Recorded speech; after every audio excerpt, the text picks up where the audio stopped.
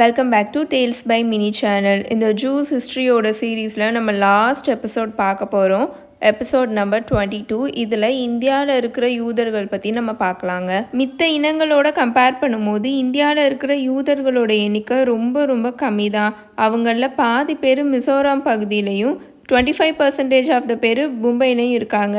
வெளியிலேருந்து இந்தியாவுக்குள்ளே நுழைஞ்ச இனத்தில் யூத இனம் ரொம்ப முதன்மையானது. 8th century BCயில் கிறிஸ்து பிறக்கிறதுக்கு முன்னாடி அந்த 8ஆம் நூற்றாண்டோட இறுதியில் இஸ்ரேல் ஜுடேயா அப்படின்னு இஸ்ரேல் 2ஆக பிரிவு பெறுமா. அந்த சமயத்தில் தான் இந்தியாவுக்கு யூதர்கள் வர ஆரம்பித்ததா ஹிஸ்டாரிக்கல் ப்ரூஃப்ஸ்லாம் இருக்குது. அதுக்கப்புறம் ஏசிரியன்ஸ் ஜுடேயாவை கைப்பற்றின போது இந்தியாவை வந்தடைஞ்ச யூதர்களோட எண்ணிக்கை அதிகமாக இருந்துச்சான். அப்போது வந்த யூதர்கள் கொச்சினில் குடியிருப்புகளை ஏற்படுத்தி கொண்டு வாழ தொடங்கியிருக்காங்க. அந்த பகுதியில் முதல் யூத தேவாலயம் சினோகாக் 15ஆம் நூற்றாண்டோட இறுதியில் கட்டப்பட்டது. அதுக்கப்புறம் ஆட்சிக்கு வந்த போர்ச்சுகீசியர்கள் அந்த தேவாலயத்தை இடிச்சிருக்காங்க.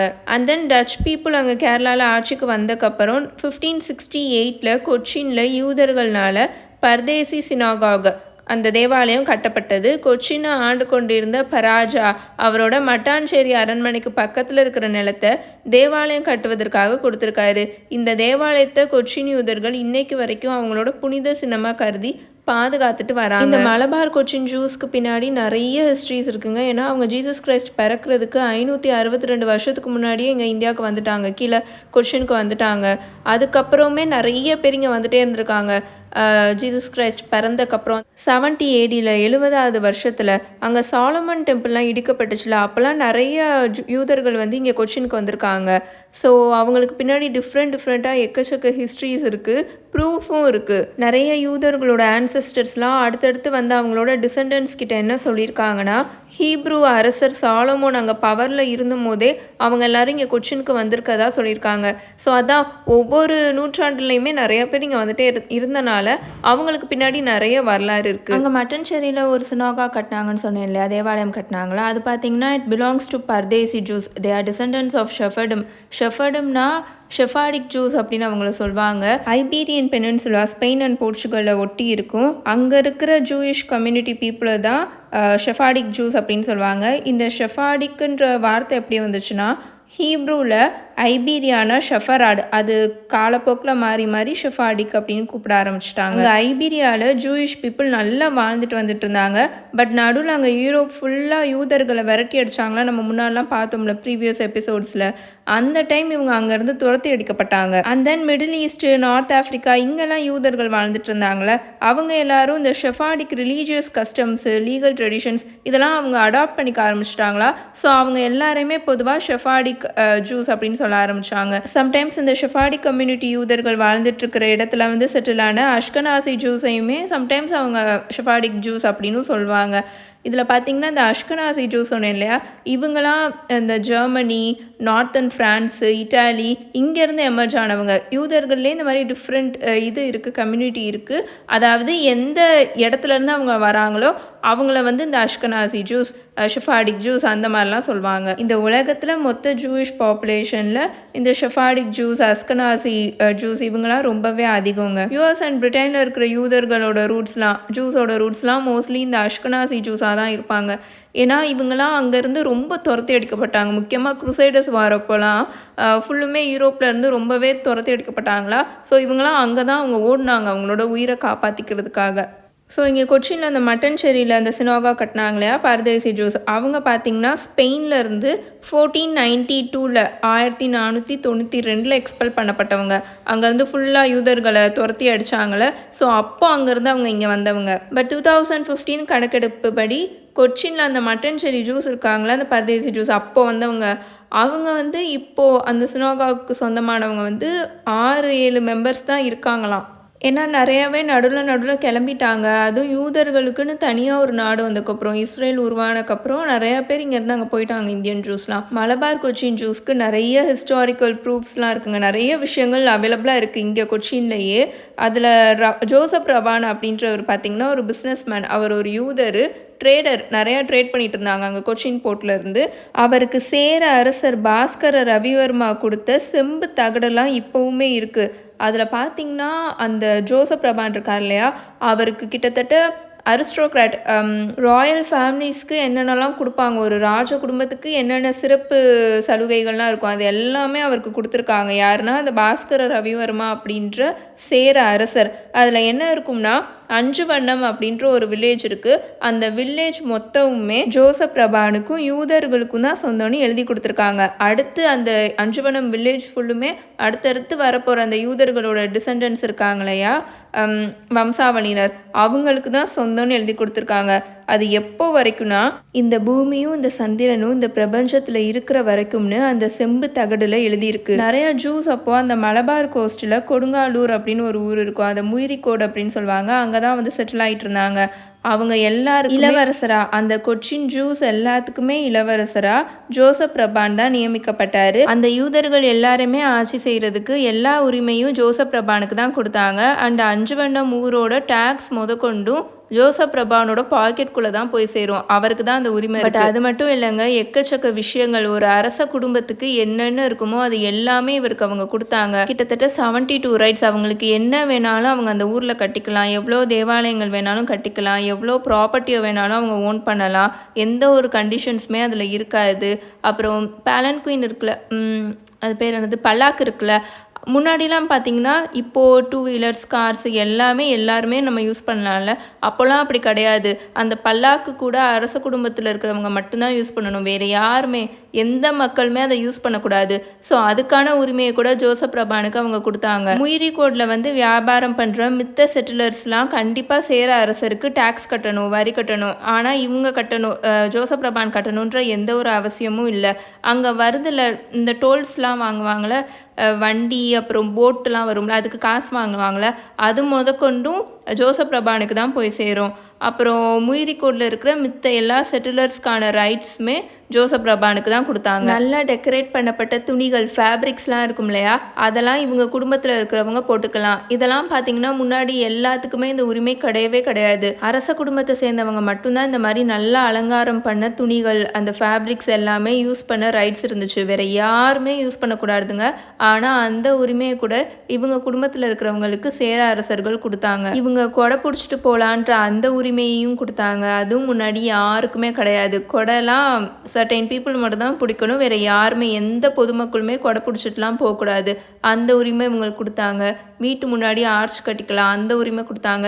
இந்த மாதிரி கிட்டத்தட்ட 72 ரைட்ஸ் இவங்களுக்கு கொடுக்கப்பட்டுச்சு. அடுத்து வந்து ஜோசப் ரபானோட வம்சாவளியினர் தான் அந்த மலபார் கோஸ்ட்ல இருந்த யூதர்களோட தலைவர்களாக இருந்திருக்காங்க பல நூற்றாண்டுகளுக்கு. அதுக்கப்புறம் அவரோட வம்சாவளியில் வந்து 2 சகோதரர்களுக்குள்ள சண்டை வந்துடும். Joseph Azhar and Aaron Azhar அப்படின்ற 2 சகோதரர்களுக்குள்ள பஞ்சாயத்து ஆயிருமா.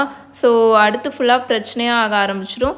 அவங்களோட எண்ணிக்கையுமே ரொம்ப குறைய ஆரம்பிச்சிருச்சு. அந்த 2 சகோதரர்களுக்குள்ள பிரச்சனை வந்தது பார்த்திங்கன்னா 1340களில் 1340s. அந்த அஞ்சுவண்ணம் ஊரில் 1000 வருடங்களுக்கு மேலே யூதர்கள் எந்த ஒரு பிரச்சனையும் இல்லாமல் ரொம்ப பீஸ்ஃபுல்லாக தான் வாழ்ந்துட்டு வந்துட்டு இருந்திருக்காங்க. ஆனால் அந்த ரபான் குடும்பத்தோட ஆட்சிக்கு அப்புறம் பிகாஸ் அவங்களுக்குள்ள பிரச்சனை ஆயிரும், ஸோ அவங்களோட ஆட்சி காலம் முடிவுக்கு வந்துடும். அதுக்கப்புறம் ஜூயிஷ் பீப்புள் கிட்ட அந்த செம்பு தகடுக்கான ப்ரொடெக்ஷன் இல்லாமல் போயிடுச்சு. ஏன்னா அஞ்சுவண்ணம் ஊருக்கு பக்கத்தில் இருந்த ஊரோட ஆட்கள்லாம் இருக்காங்களே, அவங்களாம் வந்து பிரச்சனை பண்ண ஆரம்பிச்சிட்டாங்க. இவங்களுக்கு கொடுத்த அந்த ப்ரிவிலேஜஸ் எல்லாத்தையுமே ரிவோக் பண்ண ஆரம்பிச்சிட்டாங்க. அப்புறம் மூர்ஸ் இருக்காங்களே, மலபாரோட முஸ்லீம் கம்யூனிட்டிஸ், அவங்களுக்குள்ள பிரச்சனை வந்துடும், அவங்களுக்கும் இவங்களுக்கும். அண்ட் தென் போர்ச்சுகீஸ் வருவாங்க. ஸோ நிறையா பிரச்சனைகளை அவங்க ஃபேஸ் பண்ண ஆரம்பிச்சிடுவாங்க. அதுக்கடுத்து ஒரு 40 வருஷத்துக்கு தான் அவங்க அந்த அஞ்சுவண்ணம் வில்லேஜ்லேயே இருந்திருக்காங்க. அண்ட் தென் அவங்க எல்லாருமே கொச்சினுக்கு கிளம்பி போய் அங்கே செட்டில் ஆக ஆரம்பிச்சிடுவாங்க. இப்போது கொச்சினில் இருக்கிற சினாக் இருக்கு இல்லையா, அது வந்து எர்ணாகுளமில் இருக்கிற ஜூயிஷ் பீப்புள் இருக்காங்களா, யூதர்கள் இருக்காங்களா, கொஞ்சம் பேர் தான் இருக்காங்க, ரொம்ப கம்மியான பீப்புள் தான் இருக்காங்க. அவங்க அங்கே கடை வச்சு நடத்திட்டு இருக்காங்க. அது நல்ல ஒரு டூரிஸ்ட் சைட்டாக இருக்குது. மொத்தமே இப்போ கேரளாவில் 26 to 30 ஜூஸ் கிட்ட தான் இருக்காங்கன்ற மாதிரி சொல்கிறாங்க. அங்கே கேரளாவில் பார்த்திங்கன்னா அட்லீஸ்ட் ஒரு 7 சினாக்ஸாவது இருக்குது, யூத தேவாலயங்கள் இருக்குது. ஆனால் அது இப்போ தேவாலயமாக யூஸ் பண்ணுறது இல்லை. இப்போ நம்ம மெட்ராஸ் ஜூஸ் பற்றி பார்க்கலாம். மெட்ராஸுன்ற அந்த ஒரு செட்டில்மெண்ட் அவங்க உருவாக்கின உடனே எப்போது 1640s 1640 ஜூஸ் அங்கே வந்து செட்டில் ஆக ஆரம்பிச்சிட்டாங்க. Most of them are coral merchants, பவள வியாபாரிகள். லிவர்னோ, கரீபியன், லண்டன், ஆம்ஸ்டர்டாம் இங்கேருந்து வந்து செட்டில் ஆனவங்க எல்லாருமே போர்ச்சுகீஸ் ரூட்ஸ் இருக்கிறவங்க தான். ஜாக்கஸ் டி பைவான்ட்டு இவர் பார்த்திங்கன்னா ஆம்ஸ்டர்டாமில் ஷெஃபாடி கம்யூனிட்டியை சேர்ந்தவர். முதல்ல மெட்ராஸில் வந்து செட்டில் ஆனாங்களே யூதர்கள், அவங்களில் இவரும் ஒருத்தவர். லேட்டர் மெட்ராஸ் ஜூயிஷ் கம்யூனிட்டியோட லீடராகவும் இருந்திருக்காரு. பெடநாயக்கன் பேட்டில் ஒரு சினாகும் கட்டியிருக்காரு. ஜூயிஷ் செமெட்ரி இருக்கு இல்லையா, அதுவும் கட்டியிருக்காரு. மின் ஸ்ட்ரீட் இருக்கு இல்லையா, அது அங்கே தாங்க இருக்குது. லேட்டர் அந்த மின் ஸ்ட்ரீட்டுன்னு அவங்க நேம் மாற்றினாங்க. கோல்கொண்டா டைமண்ட்ஸ் இருக்குல்ல, அங்கேருந்து டைமண்டை மைன் பண்ணி வெளியில் அவர் வித்துட்டு இருந்தார். டைமண்ட் மெர்ச்சண்ட்டாக இருந்திருக்காரு, டைமண்ட் வியாபாரியாக.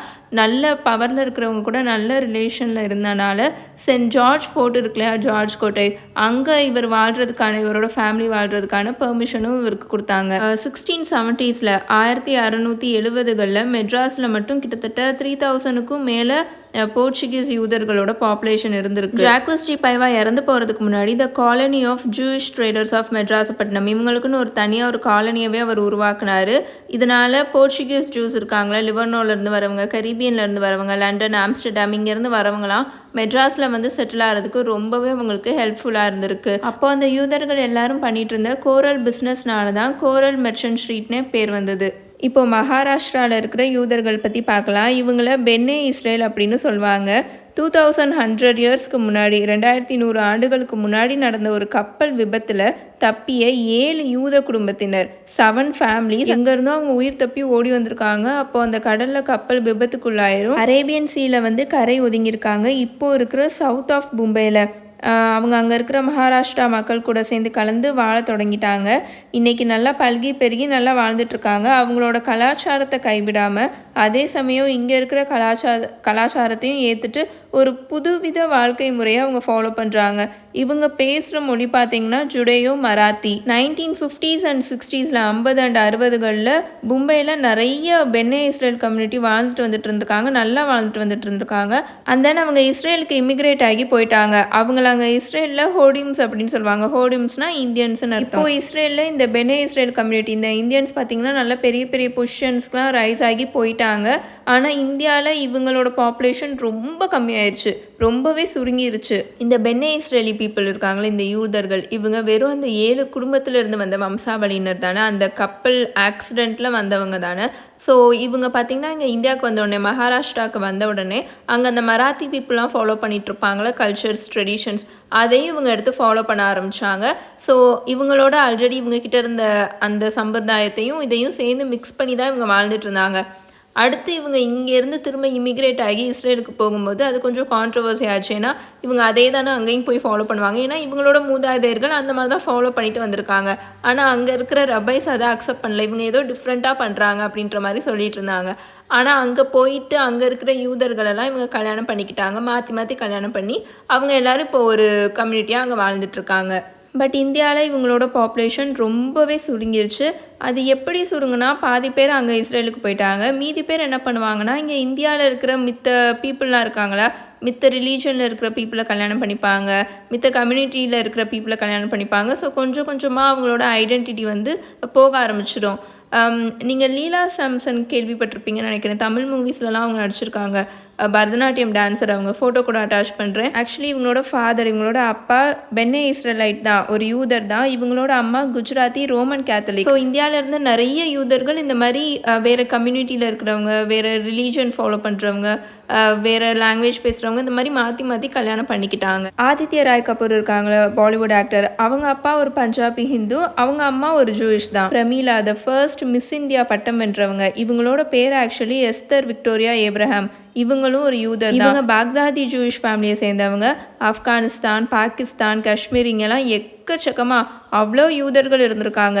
இப்போ அங்கே பெஷாவார், லாகூர்லாம் இருக்குல்ல, முன்னாடிலாம் அங்கே நிறைய ஜூஸ் இருந்திருக்காங்களாம் யூதர்கள். ஸோ அங்கே மகாராஷ்டிராவில் இருந்தால் அந்த பென்னே இஸ்ரேல் யூதர்கள் இருக்காங்க. 2002 இவங்களுக்கு டிஎன்ஏ பரிசோதனை பண்ணதன் மூலம் அவங்க ஆரோனோட, மோசஸோட சகோதரர் வழி வந்த கோஹேன் பிரிவினர் அப்படின்னு ப்ரூவ் பண்ணியிருக்காங்க. இந்தியா சுதந்திரம் அடைந்த சமயத்தில் கிட்டத்தட்ட 20,000 பென்னே இஸ்ரேல் யூதர்கள் இருந்திருக்காங்க. ஆனால் அதுக்கப்புறம் ஆயிரக்கணக்கான பேர் இஸ்ரேலுக்கு குடிபெயர்ந்து போயிட்டாங்க. 2005 நடந்த கணக்கெடுப்பில் மும்பையில் கிட்டத்தட்ட இப்போது 4,000க்கும் மேலே இஸ்ரேல் யூதர்கள் வசிக்கிறாங்க. பாக்தாதி ஜூஸ் அப்படின்னு சொன்னேன் இல்லையா, அவங்க ஈரான், ஆப்கானிஸ்தான், ஏமன், சிரியா இந்த நாடுகள்லேருந்து சுமார் 250 இயர்ஸ்க்கு முன்னாடி மும்பை நகருக்கு வந்தவங்க. இப்போது இந்தியாவில் சுமார் 250 பாக்தாதி யூதர்கள் இருக்காங்க. இவங்க பேசுகிற மொழியில் அரேபிக் கலந்து தான் இருக்கும். இப்போது மோஸ்ட்லி இங்கிலீஷ் தான் அவங்க அதிகமாக பேசுகிறாங்க. ஆந்திராவோட ஈஸ்டர்ன் சைடு வாழ்கிற தெலுங்கு கலந்து பேசுகிற யூதர்களோட பேர் பென்னே இப்ராஹிம். இவங்க பேசுகிற மொழி ஜுடையா தெலுங்கு. இப்போவுமே இவங்க ரொம்ப ஆர்த்தடாக்ஸான ஜூஸ், அவங்களோட கஸ்டம்ஸ்லாம் இருக்கும்ல, அதெல்லாம் ஃபாலோ பண்ணுறாங்க. ஆந்திர பிரதேஷில் ஆண்கள் எல்லாருமே நல்ல நீளமான தாடி வச்சுருப்பாங்க, அந்த தொப்பி போடுறது, பெண்கள் எப்போவுமே தலையில் அந்த தலையை கவர் பண்ணுறது, இந்த மாதிரி கஸ்டம்ஸ் தான் அவங்க ஃபாலோ பண்ணுறாங்க. இவங்களோட செட்டில்மெண்ட் ஆந்திர பிரதேஷில் எப்படி நடந்துச்சுன்னு எனக்கு சரியாக தெரிலங்க. உங்களுக்கு தெரிஞ்சிச்சுன்னா ஷேர் பண்ணுங்கள். பெனை மெனேஷி அப்படின்னு அழைக்கப்படும் யூதர்கள் இந்தியாவோட மணிப்பூர் அண்டு மிசோரம் ஆகிய ஸ்டேட்ஸில் வாழ்கிறாங்க. 19th செஞ்சுரியில் அங்கே ஃபுல்லாக நார்த் ஈஸ்டில், முக்கியமாக மணிப்பூர் அண்ட் மிசோரமில் கிறிஸ்தவத்தோட பரவல் நல்ல பயங்கரமாக இருந்துச்சு. ஸோ இந்த யூதர்கள் எல்லாருமே கிறிஸ்தவத்தை தழுவினாங்க. 1951 சலியன் தங்கா அப்படின்ற யூத பழங்குடி தலைவர் அவர், கடவுள் என்னோட கனவுல வந்தார், இஸ்ரேலுக்கு நம்மளை அழைக்கிறாரு, நம்ம திரும்ப யூதர்களாக மாறி நம்மளோட மண்ணுக்கு போவோம் வாங்க அப்படின்னு சொல்வார். அதற்கான முயற்சிகளும் கொஞ்சம் கொஞ்சமாக எடுக்கப்பட்டன. 2011 கிட்டத்தட்ட 7000க்கும் மேற்பட்ட பெனாய் மெனாஷி யூதர்கள் இஸ்ரேலுக்கு இமிகிரேட் ஆகி போனாங்க. 1975 அவங்களில் 100கணக்கான பேர் ஹீப்ரூ மொழியை கற்றுக்க ஆரம்பிச்சிட்டாங்க. அவங்க இஸ்ரேலோட பூர்வக்குடியான மனாஷே அப்படின்ற இனத்தை சேர்ந்தவங்கன்னு சொல்லிட்டு வராங்க. இப்போது இந்தியாவில் இருக்கிற யூதர்கள் பற்றியெல்லாம் உங்களுக்கு தெரிய வந்திருக்கும், அவங்களோட செட்டில்மெண்ட்ஸ் பற்றிலாம் உங்களுக்கு தெரிய வந்திருக்கும். இதோட நம்ம சாப்டர் 21 முடிச்சுக்கலாம். இதோட இந்த ஜூஸ் ஹிஸ்ட்ரி சீரீஸும் கம்ப்ளீட்டாக முடியுதுங்க.